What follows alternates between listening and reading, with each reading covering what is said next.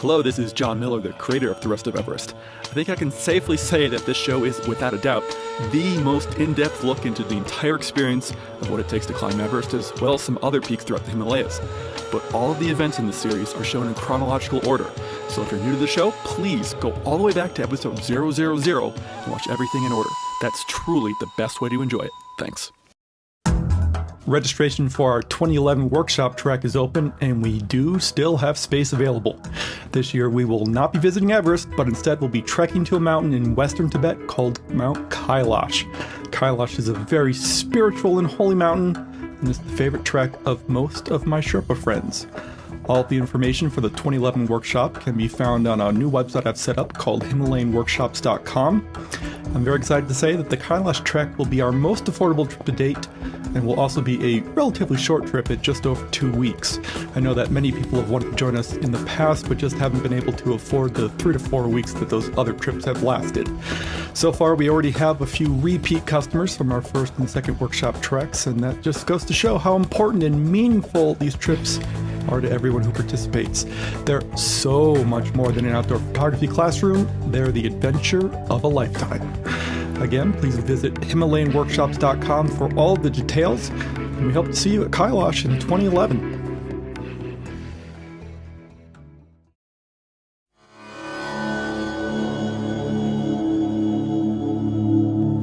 This is the Rest of Everest video podcast, an almost unabridged expedition experience. Episode 144, The Gates to Paradise. Hello again, everyone. Welcome back to the Rest of Everest. I'm John Miller. Really do apologize for not putting out an episode over the past few weeks. It's always a bit scary when I go MIA, because you're probably thinking, oh my goodness, what happened to John this time? But luckily it was a very positive thing. My wife and I had another baby on October 21st. His name's Christopher Wolf. Would you believe it? And he was 7 pounds 12 ounces, and he's just fine. However, Heidi, Chris was born through a C-section, and the C-section was particularly rough on Heidi. The surgeon said one of the most difficult ones he's had in as far back as he can remember. So recovery for her has been pretty rough. So I needed to be there for her. So that's why I just didn't have time to put out an episode. But putting one out now, and I really hope you enjoy this one. We are almost done with this season 4, and I'm really glad to get back in touch with these guys. On the line, I've got Thilo, John Farah, Steve Beatty, John Coleman, Steve and Andy Wolf, and Jeff Coe. How are you guys doing today? Hello, John. Hello. Hello. Hello. Hello. Congratulations to Chris. Yes, thank you so much. Yes. He's growing leaps and bounds every day. It's amazing. Oh, another thing I need to say is that you'll remember my friend Scott Jacobs from season 2. Believe it or not, Scott and his wife Monica had a baby the day before our baby was born, so October 20th. Oh, wow. He had a baby girl. Her name is Emerson, or Emma Jacobs, and they're all doing really well as well. So pretty cool thing there. So yeah, lots of babies going on with the Rest of Everest. So anyway, this episode is a really important one because we are going to truly stop the trekking portion of this trip, because Thilo and I actually make it back to Lukla. This was the obviously the final day of the hike, and we had a really good time. It was a very long day, but we did make it, and we'll have a little bit more trekking footage next week, but pretty much this is going to be the end of the trekking, and I think you're really going to enjoy it. We really saw some amazing stuff, so I'd say let's go ahead, let's get back up there, let's finish this trek out, and let's head back up to, I think it was Monjo, I think is where we were. It was Monjo. Yeah, Yep. so here we go. All right, so today is the 19th of May. Yes. And is our last day of walking. Last night was our last day of sleeping in a tent on the ground. Yep. I believe that John is pretty happy about that. Gonna be glad to be done with this tent. Why? Hard ground and Is it mostly the hard ground? mostly the hard ground. Yeah. Yeah, because it does get to be a little bit much. It's not so bad, I think, after a while. But sometimes when you turn on your side or something, your hips are really, really bruised already from probably wearing your hip belt on your pack. But then just having a rock or something dig into your hip, it's not the best. The weather this morning is beautiful as always. It's always nice in the morning. So we got a 5-hour hike to Lukla. How do you feel about 5 hours? I liked it better when it was 3 hours. But, Yeah. It's not bad. 2.5 before lunch, then 2.5 after. So I mean, it should be a pretty light day. Yeah, it used to be 3 hours, but then the Sherpas realized that we go a little bit more slowly as a group than certainly they were expecting, and we've been making a joke that we always ask them how much longer, and they say just 10 minutes, and 10 minutes could mean anything from 10 minutes to about 3 hours. Yeah. So whenever we ask me, I'll say how much further? Oh, just 10 minutes, 10 minutes. 10 minutes Sherpa joining time. us this morning on this last tent morning is our good friend Thilo, and I wonder what he's feeling like this morning. Let's find out. So Thilo, how are you feeling this morning? A little bit tired. I sleep bad for whatever reason. Did you just keep waking up? Or? Yeah, I couldn't really sleep. I don't know. And Too low of an altitude for you? yes. You only sleep well up high? Yeah. Okay. Too much oxygen. Maybe that's And the other thing is, I don't know if I feel good or bad. That's almost the last day. Because this ends the trek. Mm-hmm. It could be a little bit longer. I don't know. John doesn't agree. Well, I think everyone feels the same way. I think, everyone seems like they're going to miss a lot of the group, and I think a lot of the friendships, but they're not gonna miss the pain, the diarrhea, the lack of appetite, and things like that. So is that kind of what you're feeling? Yeah, that's good describing it. But I must say I'm out of the club. You're out of the club. I was just at the beginning in it. So you're at 2.0 now. Yes. Congratulations. I just was the founding member. Yep, you were the founding member of the club, the 1.0 club. But I'm out of the club since some times. I scratched the membership for some days, but it doesn't work out. Yeah, I'm looking forward to getting on the road today and getting hiking. It's too bad it's the last day of the actual trek itself. Is that a dog next to us? Oh no, over here. Because I think a dog just farted and burped and threw up at the same time. See, in Nepal, you get 3 for the price of 1. There you go. But yeah, it's gonna be good to get going. But yeah, it's gonna be sad that some of this is coming to an end. But We still have several more days together after this. several more days, and plus, the experience of being in Nepal doesn't ever have to end. It can be very difficult to get here, but it's always possible to get here. So I'm sure a lot of people who are on the trek right now will be coming back at some point in their lives. So that's a good Right, thing. Thilo? So enough of us blabbing into the camera. We're gonna pack up and then have breakfast and get on our way to Lukla. Thilo joined us this year, 2010, and I believe Thilo's going to be joining us next year as well. I can't get enough. Yes, I will try. This was last morning, washing water.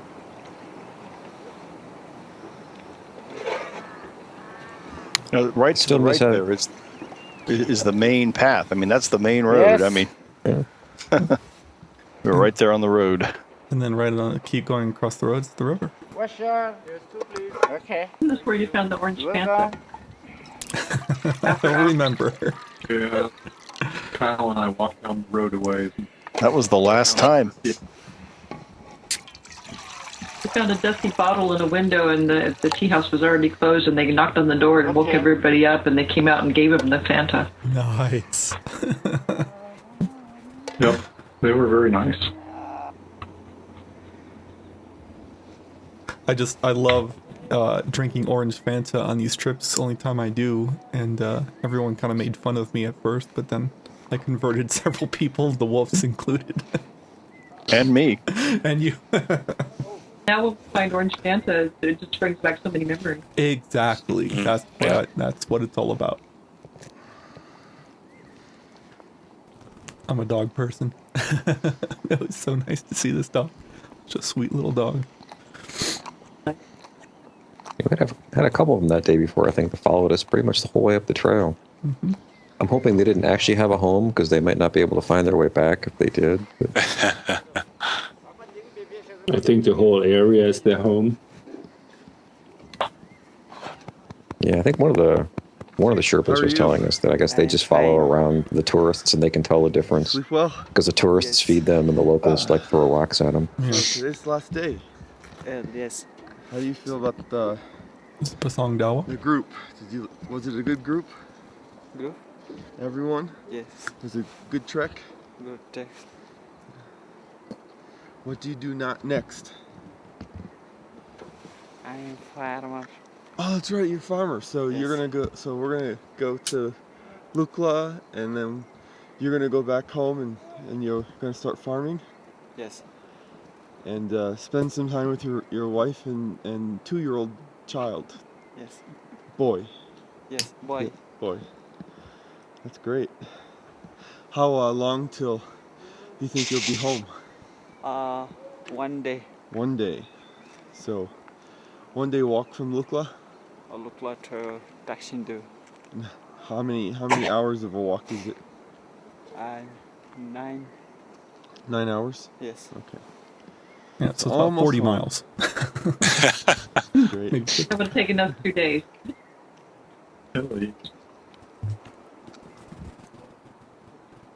Yeah, it's just interesting, these guys, they don't all do this full time. They do this as they can, but most of them are farmers.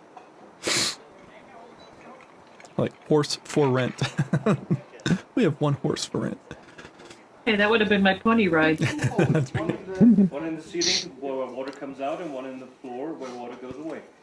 That's all about the shower here. Okay. Steve's not eating breakfast today. You can use this. Yeah, this was the final breakfast and the last time for everyone to have porridge. I was actually used to it by then. I kind of enjoyed it. Especially once you mixed in the Nutella. Anyone? And I had coconut in it. Pieces of coconut, as I remember.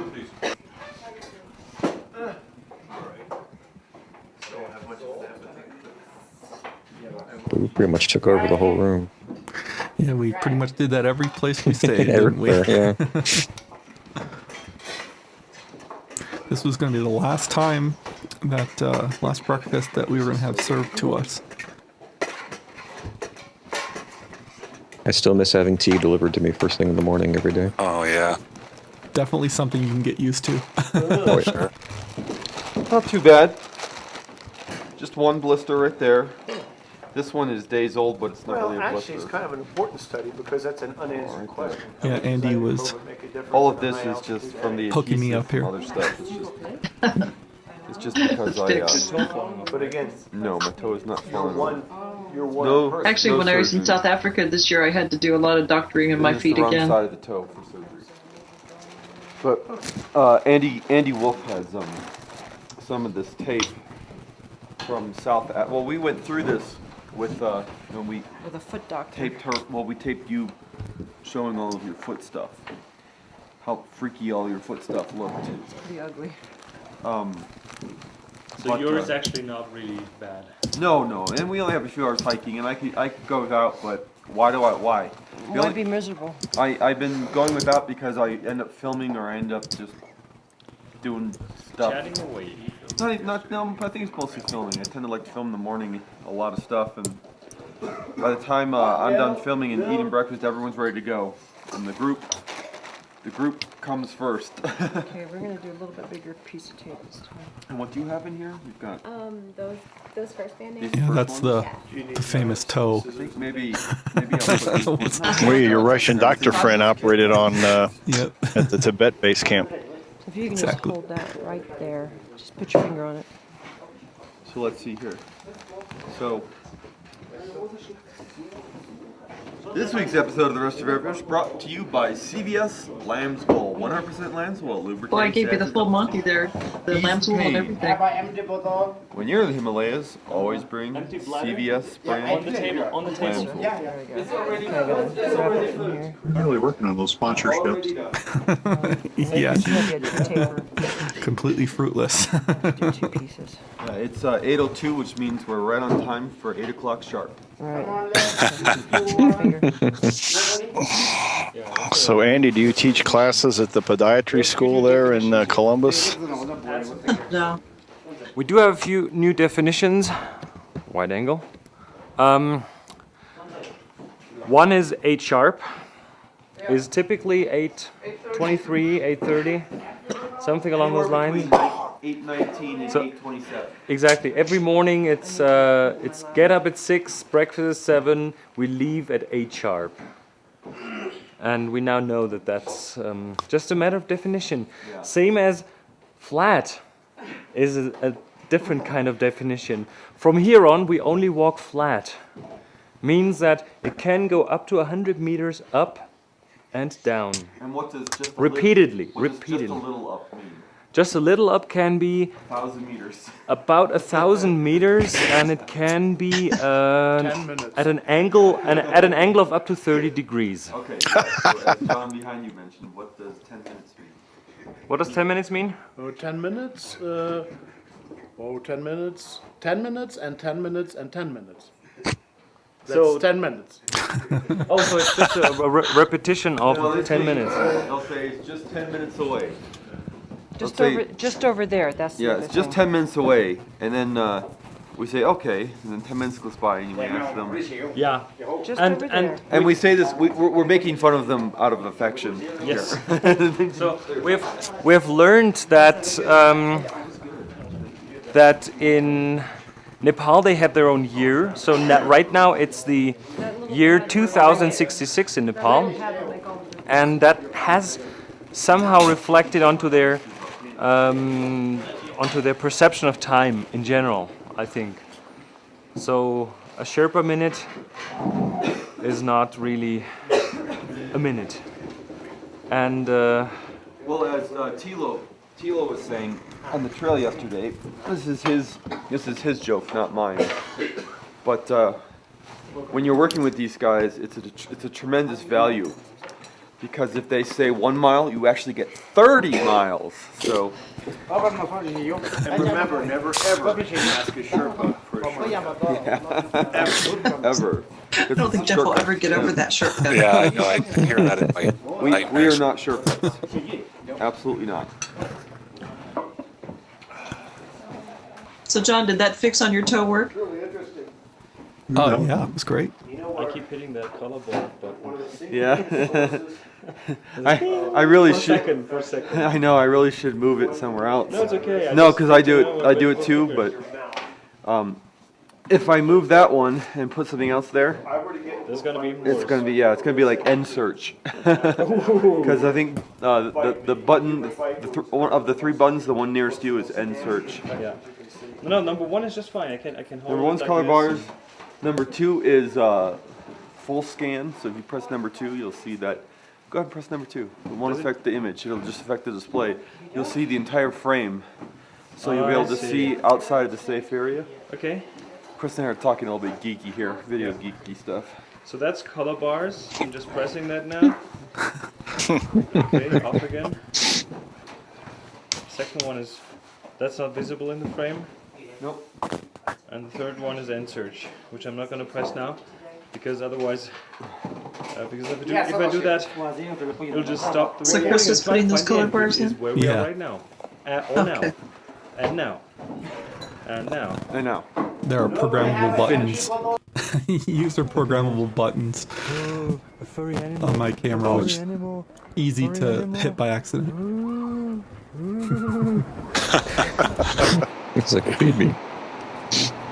So we've started hiking for the day. And the waterfall was just there. I mean, you just crossed the little bridge and it was right there.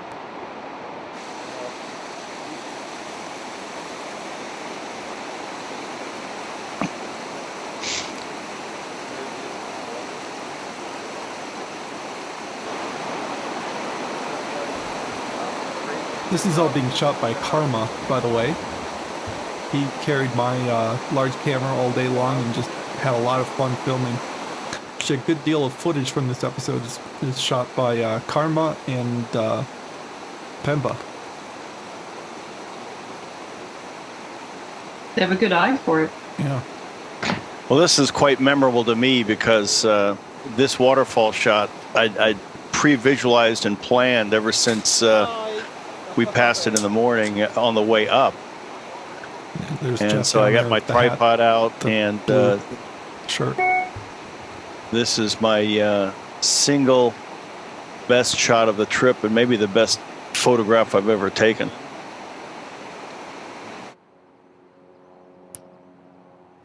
I think that's also important point to make. You know, your best shot of the trip was not of Everest. And I think everyone that was my second best shot.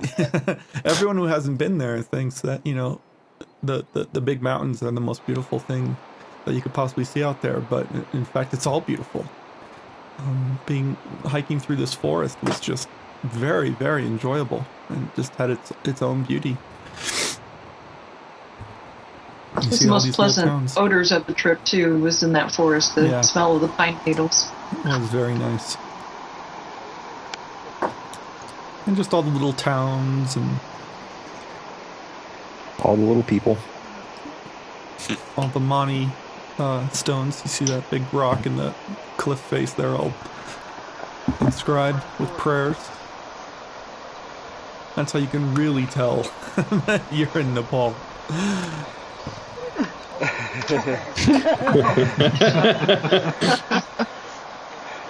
Now he gets camera shot. I have so much admiration for John. He just was so tenacious.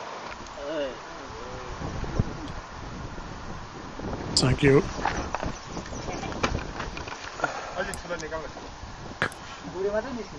Yeah, everyone was getting into taking pictures and filming. Hassan had the best smile.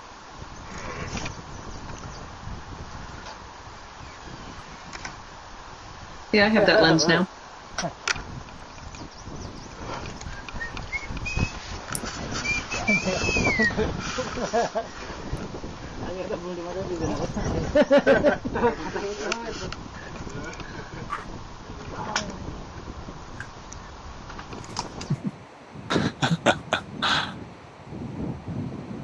It was cool that Karma filmed this. We don't have any film of the actual facility, but all of these towns are powered by the river.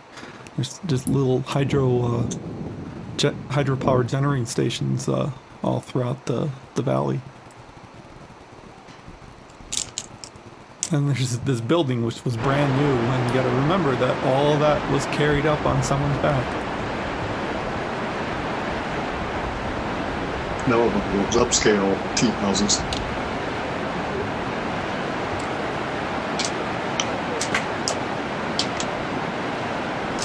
I think it's interesting as we went down in elevation, all flat patches were farmland.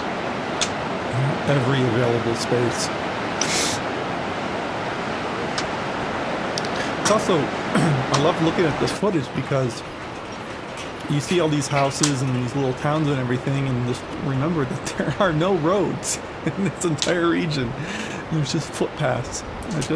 it's so hard to get used to. It's just amazing. There just aren't any cars. Do you think they'll ever put a road in there like they did with the Annapurna circuit? I hope not, but at the same time, it's easy for me to say that. I don't live there. I don't know if they want one or not. Seems like that region would be pretty difficult to build a road in, just because of the number of valleys and rivers, and maybe that's just wishful thinking on my part. There's so few places left on the planet without motor vehicles. It's a shame to lose any of them. Mm-hmm. But if they want a road, one will be built. Yeah, this is true. No matter how difficult the task.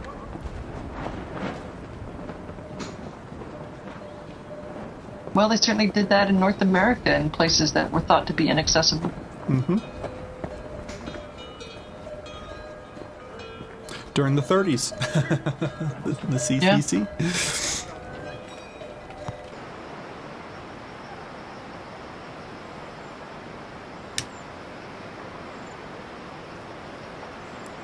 Yeah. Looks like Puckding. I don't remember the name of the place there, but I do remember that bridge.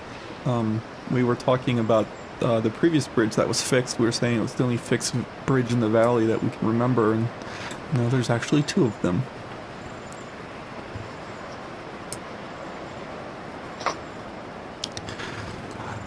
So as you guys will probably remember, whenever you pass those Monty stones, you always pass them on their left side. Mm-hmm. So that you can go around them in a clockwise direction. Hello, Mr. Much warmer. Yeah, it was getting hot. We were all melting. But we got to shower later that day, didn't we? You could call it that. Yeah, mine was ice cold. Yeah. That was still the best shower I've ever had. Yeah. A shower is a shower. I think Megan got the only hot shower. Mine wasn't too bad. Steve learned a few new choice words from my shower. Remember, I was one of the last people to shower, and I think I showered in my room. I shared a room with Chris and Monica. We didn't have a shower, so I showered in. I think Thilo, John Coleman, and who else was in? Me. Steve. Yep. And Steve. Yep. And your shower turned into like a bath. Yeah. I remember when I took mine, I was standing at about 6 inches of water the whole time. So cool. Yeah. And it was freezing. And I did not care. I still enjoyed that shower. I was just standing in. And I believe We Chris did snuck too. in and used it too. You missed that one, John. I said we did too. Oh yeah.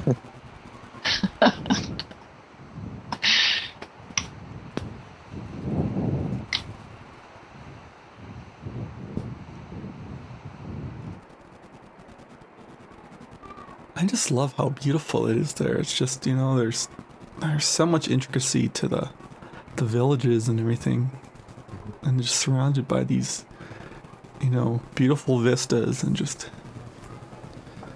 extreme environment. Just really beautiful. It was so lush. Yeah. The greens were so rich.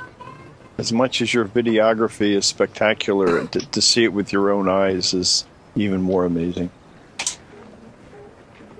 Yeah, I still haven't figured out how I'm going to pull it off, but I'm definitely going back there at some point. Mm-hmm.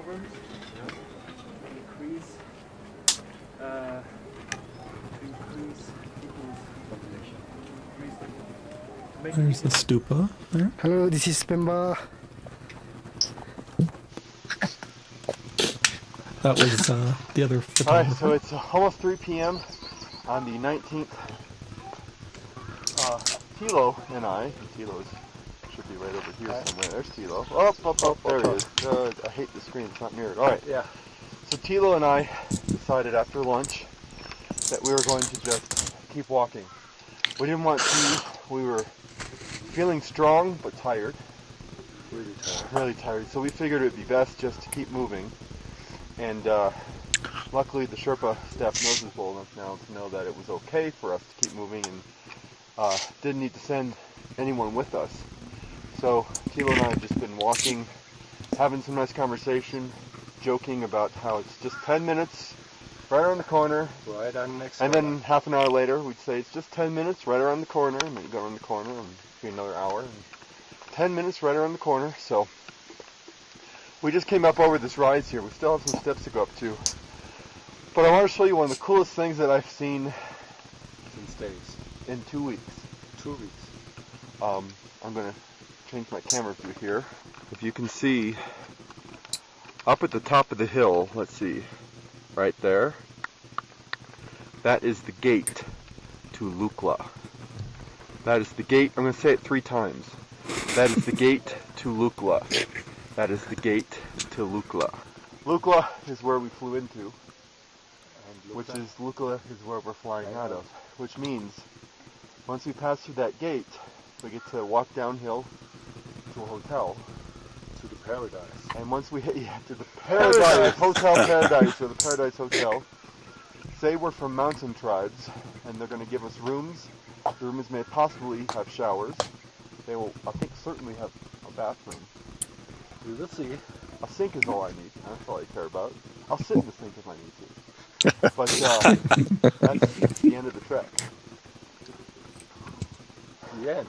That's going to be the end. Yeah? So here, I'll film the walk up to the gate, and then we'll film more once we're through the gate. Okay. Here we go. I'm just going to film for 10 minutes, just around the corner. Yeah, we were getting kind of delirious. I know some people might be like, why is this important to film? Well, because everybody who was here knows. Yeah, anybody who's been on this trek knows just how important this little piece of footage here is. And if I see that there's more steps going up, I'll do them. But my voice is going to get hoarse saying, just 10 minutes, just right around the corner. Most of that day was uphill, step as I after recall. Yes. Step after step. It's so misleading that first day after we landed in Lukla, because it's almost all downhill the first half of the hike. There we go. There's the gate. Theo's going to walk through it first. Here he goes. The gate to Lukla. Here he goes. Thilo was first and I was last. Does it look like paradise? No paradise inside.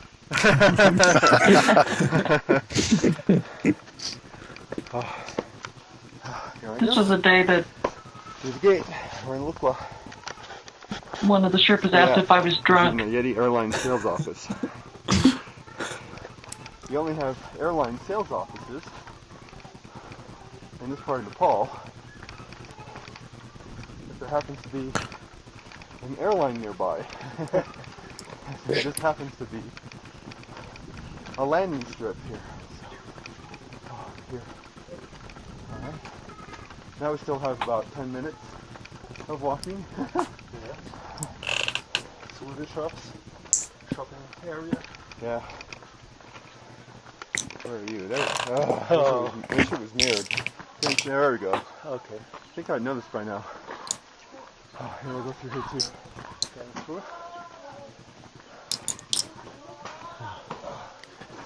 Yeah, Thilo and I were feeling so good that day that we actually skipped lunch. So we were well ahead of the rest of the group. Yeah. About an hour or so or more. I don't think that's going up. It's going down, I think. It's going down. It's going down. It was a nice Beautiful work. Mountains everywhere. It's a beautiful place. Yeah, and Lukla really is a pretty town.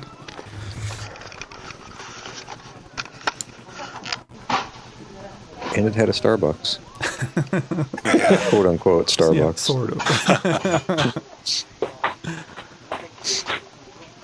I think almost everyone visited it this day. Yeah. I still have the Lukla Starbucks coffee mug. All right. Nice. Yeah, me too. Yeah. So there's Thilo. Here I am. Oh, I hate this camera. Yeah. Right anyway, next to we the made airport. it. Woo, we are done with the trek now. Let me go up here, better exposure. We're done the trek now. We're at the Paradise, the Eco Paradise Lodge and Restaurant, and we're going to get our rooms. And you want to take a shower? Yes. And I've got some, let's say some business to take care of downtown, if you know what I mean. And I don't believe it has to be in a hole in the ground this time. So, all right, man, we made it. Congratulations. Now let's see. There I am. There you are. Yeah. Let's go check in. Let's check in. Thanks, Find the reception. Well, wasn't that the time when you had 1.8 or so? Yeah, I forget. I think we talk about that in next week's episode because Megan she was writing in her journal something unknown to everyone about that day or something, and everyone had to say something. And yes, I revealed that I had a pretty miraculous event happen once I did get to the room. But you didn't have to have a C-section to have those 3 1.8s. No, I did not. Actually, I think it was 5. Oh my gosh! Yeah. Wow. Ordinarily we would say TMI, but it was quite a ride. But at that point, that was typical information. Yeah. But actually, maybe that was pre-karma for the mean trick that I ended up playing on the rest of the group as they were arriving into the area of the hotel. But we'll hopefully explain that next week. It was a really mean, very mean trick that I pulled. But anyway, thanks so much, guys. Really glad to be back. Really appreciate you taking the time for this episode this weekend. So thank you so much, and we'll catch up with you guys next week. Yeah, All right, sounds great. All right. Bye-bye. Bye, guys. See you later. See you again. Bye. The Rest of Everest is downloaded all over the world every day, and watching the show has become a part of many people's weekly routine. The show will always be free to download, but it's by no means free to produce. Please help me cover my costs by making a small monthly or one-time donation from the right sidebar on my website, and in return I'll give you some cool bonus materials. A donation of any amount will grant you access to some interesting video content, including high-definition versions of several podcast episodes. A one-time donation of $25 or more, or any of the monthly donation options, will additionally grant you access to a downloadable version of the film Everest: The Other Side, which episodes 1 to 61 are based on. I really cannot express how vital these donations are, and if you've made a donation, thank you so much. As always, our announcer is Marlon May, and our music is provided by Wendy Wu. Check her out at wendywu.com. Thanks so much, everyone, and we'll see you next week. Thank you for watching The Rest of Everest. For more information on the expedition, please visit therestofeverest.com.